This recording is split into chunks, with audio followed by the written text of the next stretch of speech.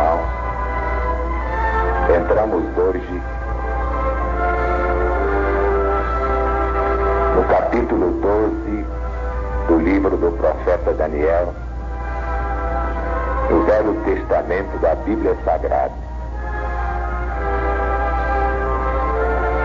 Nesse tempo, se levantará Miguel, grande príncipe e defensor dos filhos do teu povo, e haverá tempo de angústia desde que houve nação até aquele tempo. Mas naquele tempo será salvo o teu povo, todo aquele que for achado inscrito no livro. Muitos dos que dormem no pó da terra ressuscitarão, uns para a vida eterna, outros para a vergonha e horror eterno. Os que forem sábios, portanto, resplandecerão como o fulgor do firmamento,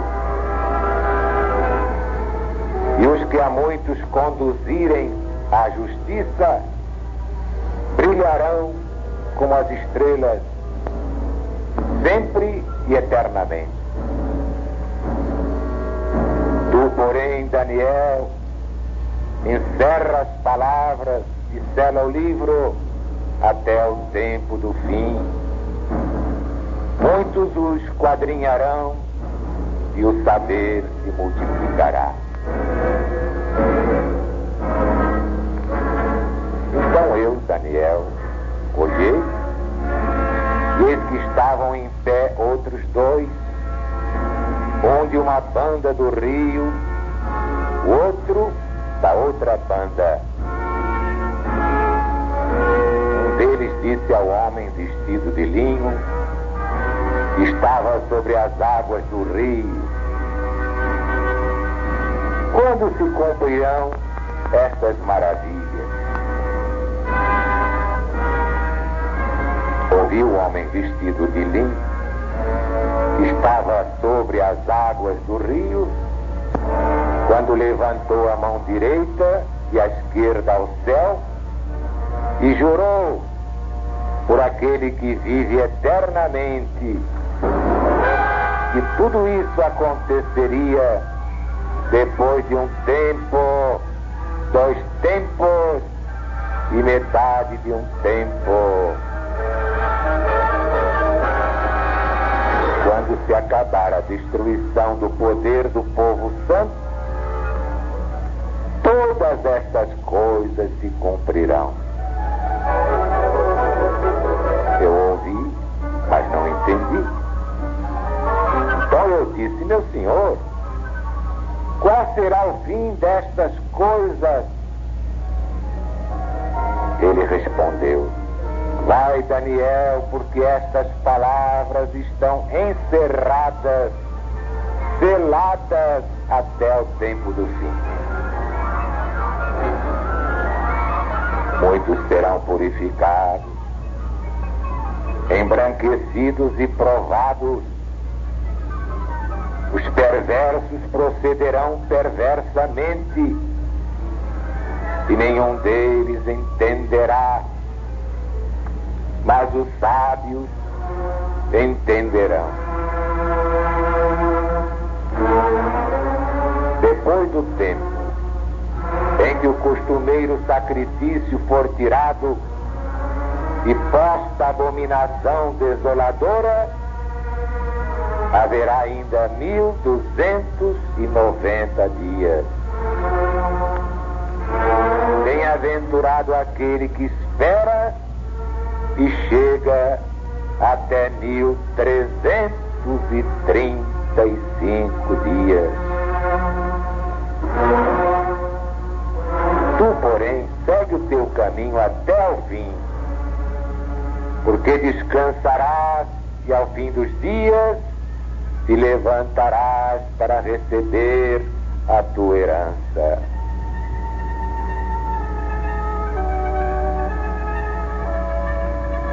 Evangelho de Jesus, segundo São Mateus, capítulo 24, versículo 15.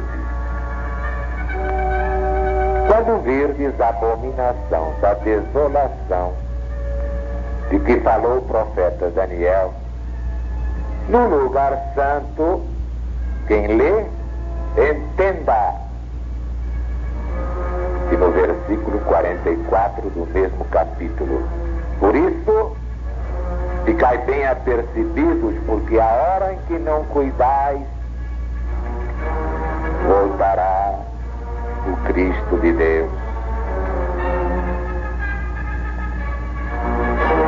Evangelho de Jesus, segundo São Marcos, versículos 13 e 14.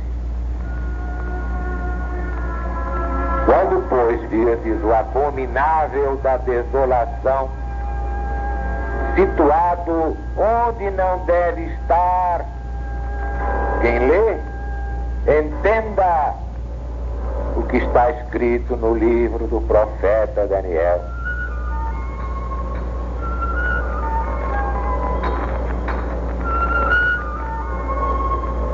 Primeiro livro dos Macabeus, capítulo 1, versículo 57.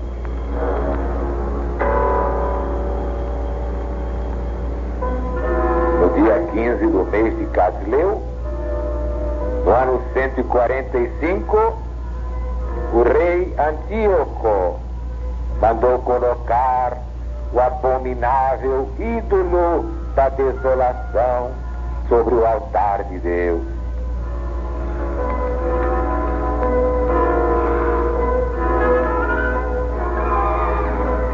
Como estamos vendo, Jesus recomenda atenção para a profecia de Daniel. Quem lê, entenda. Vejamos então o versículo 27 do capítulo 9 de Daniel, na tradução do padre Matos Soares. E estará no templo a abominação da desolação, e a desolação permanecerá até a consumação e até ao fim do mundo.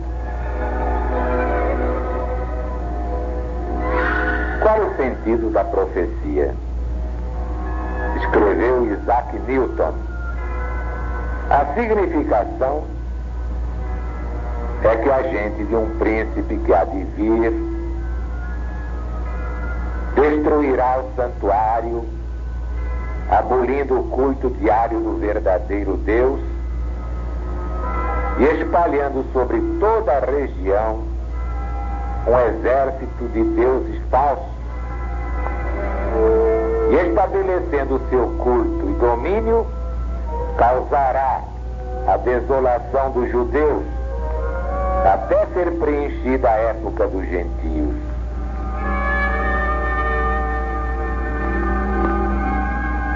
Pois o próprio Jesus nos diz que a abominação da desolação, a que se refere o profeta Daniel, deveria ser estabelecida nos dias do Império Romano. Toda atenção agora para os versículos 11 e 12 do capítulo 12 do profeta Daniel. E desde o contínuo sacrifício retirado e posta abominação desoladora, haverá 1290 dias. Bem-aventurado aquele que espera e chega a 1335 dias. Elucidação de Aracelli. O contínuo era o paganismo romano em sua fórmula religiosa imposta pela espada conquistadora, denominada por Jesus abominação da desolação. A abominação desoladora, que seria estabelecida em lugar do contínuo, o paganismo, pelos braços de homens poderosos, segundo o capítulo 11, versículo 31, é o papado, em sua fórmula de religião, que estabeleceu pela espada desoladora, como comprova a sua própria história. Quando foi feita esta substituição da abominação da desolação romana pagã pela abominação desoladora romana papal, esclarece o versículo, dando um período profético de 1290 dias. Ora, isto significa que se trata de 1290 anos. Para entendermos perfeitamente o que a revelação mais uma vez nos quer ensinar com relação ao contínuo, vamos recordar que o papado substituiu o contínuo paganismo romano no trono temporal até 1798. Neste ano, a espada de Napoleão Bonaparte derribou da liderança na qual aqueles braços de homens poderosos o haviam empossado em lugar do contínuo. Por conseguinte, o período de 1290 dias, que são profeticamente outros tantos anos de supremacia papal, encontrou seu fim em 1798. Assim sendo, como a razão ensina, devemos fazer retroceder de 1798 os 1290 anos para termos a data exata, o ano exato em que o contínuo foi tirado, como abominação da desolação, para dar lugar ao papado, a abominação desoladora. Ora, realizando a simples operação, ou subtraindo 1290 de 1798, temos como resultado o ano 508, que é a data da tirada do contínuo ou da substituição definitiva do paganismo romano-ariano pelo papado romano. Na verdade, os fatos históricos provam que o poder temporal do Vaticano começou a tomar forma no ano 508.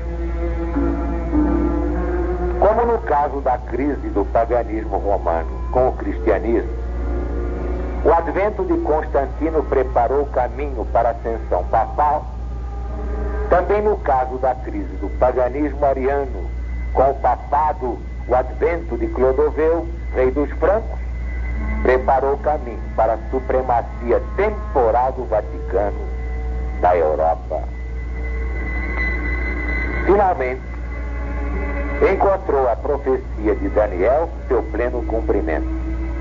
Foi desarraigada a abominação da desolação, o paganismo, e todos os elementos do império para dar lugar à abominação desoladora, o papado, desde o ano de 508 até 1798.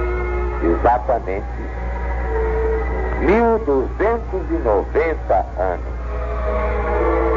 Resultado: uma abominação foi trocada por outra. Vejamos agora o versículo 12, que é muito importante. Prestem atenção. Bem-aventurado que espera e chega até 1335 dias. Isto é, 1335 anos. Na profecia, um dia vale um ano. De 1290 a 1335 anos, há uma distância de 45. Ora, 1798 mais 45 igual a 1843. protestantes julgaram que se tratava do ano da volta de Jesus. Marcaram. Jesus vai voltar em 1843. Foi aquela expectativa e Jesus não voltou. O mundo inteiro se ligou então na propaganda do movimento milerista para receber não Jesus, mas o Paráclito. Sim, o que ocorreu foi a entrada do Paráclito no mundo, com os fenômenos desencadeados pelas irmãs Fox, a partir de 1843. Eram duas meninas, mas desde cedinho, revelando as suas mediunidades por influência dos espíritos. E essa fenomenologia interessou tanto Allan Kardec, que ele estudou a situação, e do seu estudo resultou a terceira revelação. Não deixou de ser uma volta indireta do Cristo, porque a ciência do cristianismo veio aclarar todos os textos proféticos, até então interpretados ao pé da letra. Como diz São Paulo apóstolo, a letra mata, só o Espírito vivifica. Agora sim, pode o Paráclito iluminar os textos bíblicos, abrindo os caminhos para a volta do Cristo de Deus, a volta real. Sabemos, por exemplo, que as profecias de Jesus se renovam em ciclos múltiplos, como vimos nas páginas do Apocalipse atualíssimo. E é por isso que se renova a abominação da desolação, assim descrita no capítulo 24 do Evangelho segundo São Mateus. Diz Jesus: quando, pois, virdes a abominação da desolação, de que falou o profeta Daniel, no lugar santo, quem lê entenda. Então os que estiverem na Judéia fujam para os montes. Quem estiver sobre o eirado, não desça para tirar de casa alguma coisa.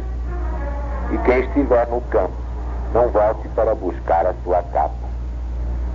Ai das que estiverem grávidas e das que estiverem amamentando naqueles dias.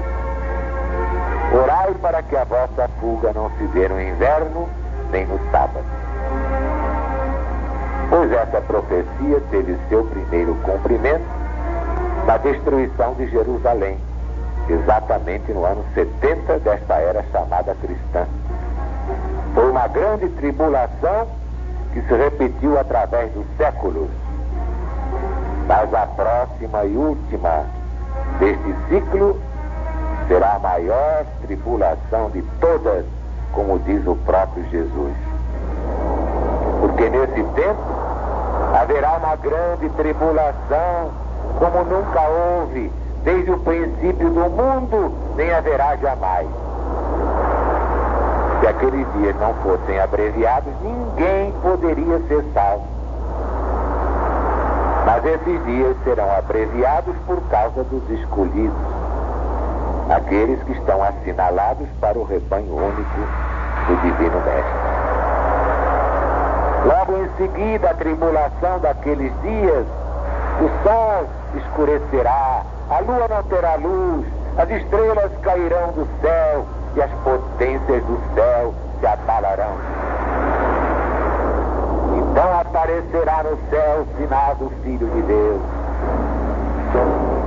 Todos os povos da terra se lamentarão, vendo Cristo voltar sobre as nuvens do céu com poder e grande glória.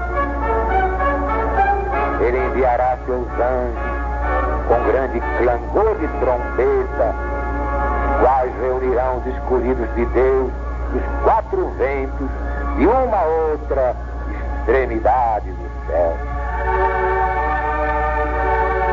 Eis aí, meus amigos, meus irmãos, a 16ª chave bíblica da volta de Jesus.